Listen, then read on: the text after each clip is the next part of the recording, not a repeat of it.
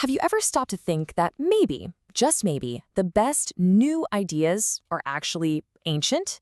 It turns out some of the most powerful communication tricks we see today, especially the ones that grab you online, have roots that go back thousands of years. So let's dive in and see exactly how it works.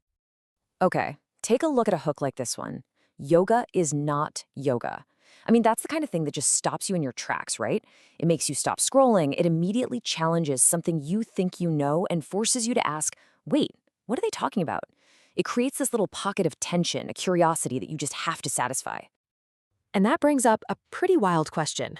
How on earth can a hook that's designed for our crazy, fast-paced digital world be connected to ancient philosophy?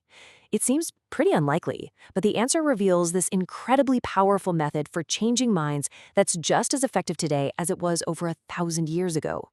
So first, let's really unpack what makes that yoga is not yoga hook so darn effective. Its power really comes from playing on two completely different understandings of the very same word. See, the punch of the hook comes from this hidden conflict. On one side, you've got the common view, especially in the West. Yoga is about physical postures, right? It's asanas, something you do in a gym with a mat and some workout gear. It's a form of exercise.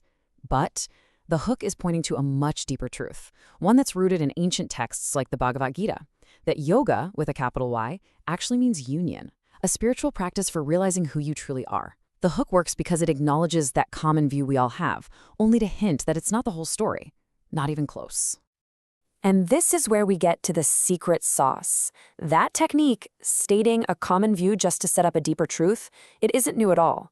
In fact, it's a highly structured philosophical method that's been perfected over centuries.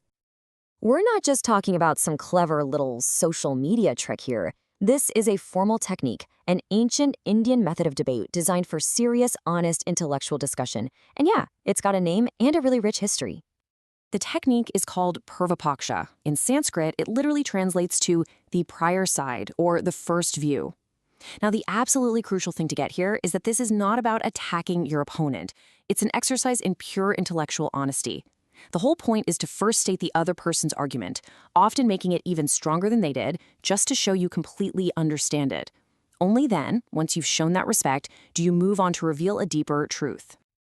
And if we want to find the true master of this method, the guy who perfected it, we have to take a trip back in time, way back to the 8th century, to meet one of history's most brilliant philosophers and debaters.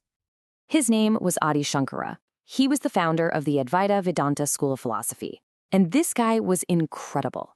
He traveled all across India, engaging in these huge public debates with the leaders of rival schools of thought. And what was his primary tool? You guessed it, Pūrvapakṣa. He would so skillfully and respectfully lay out his opponent's positions before dismantling them that he won over countless followers and basically cemented his philosophy for generations to come. So, how does it actually work in practice? Well, Shankara's method can be broken down into a really simple, 3-step process that, honestly, anyone can use. It all unfolds in 3 stages. First, you've got the Pūrvapakṣa. You state the common view. With our hook, that was yoga is just exercise. Second comes the Uttapākṣa. You present your counterargument. And finally, the Siddhānta. You establish the deeper conclusion, the aha moment. For yoga, that it's actually a path to spiritual union. It's literally a journey from a surface-level idea to a much more profound insight.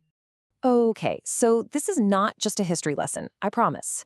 This ancient method is an incredibly powerful tool that you can actually use in your own communication, like today. Let's look at one more example. Check out this hook. Measure meditation. Don't be silly, it's not golf. Just like our first example, this one immediately sets up a conflict. It's targeting a very modern idea, a common view that is just begging for a Pūrvapakṣa challenge. So what's that common view? Well, it's our culture's obsession with data, right? It's this belief that if you can't slap a number on something, track it with an app, score it like a game, then it doesn't really have value. This is the prior view, the Pūrvapakṣa, that the hook is playfully calling silly. So after challenging this idea of just measuring everything with numbers, we arrive at the Siddhānta, the deeper conclusion. The real measure of meditation isn't something external, it's internal. Instead of tracking minutes and streaks, the deeper truth is more like a litmus test based on your inner experience. The questions completely change, from how long did I do it to what did I feel? Was I actually absorbed in it? Did I feel a sense of peace? Did I experience a moment of joy? And that's the whole point right there. The real value of a practice like meditation, you're not going to find that on a scorecard or a stat screen. It's found in the qualitative experience. It's found in the feeling. This is the established truth, the Siddhānta, that the entire hook was designed to lead us toward all along. So this ancient art of Pūrvapakṣa, it's like a blueprint for respectful, persuasive, and really transformative communication. It teaches us to first understand, then to challenge, and finally to enlighten. It's an unbelievably powerful tool, which really just leaves one question. What common view will you challenge next?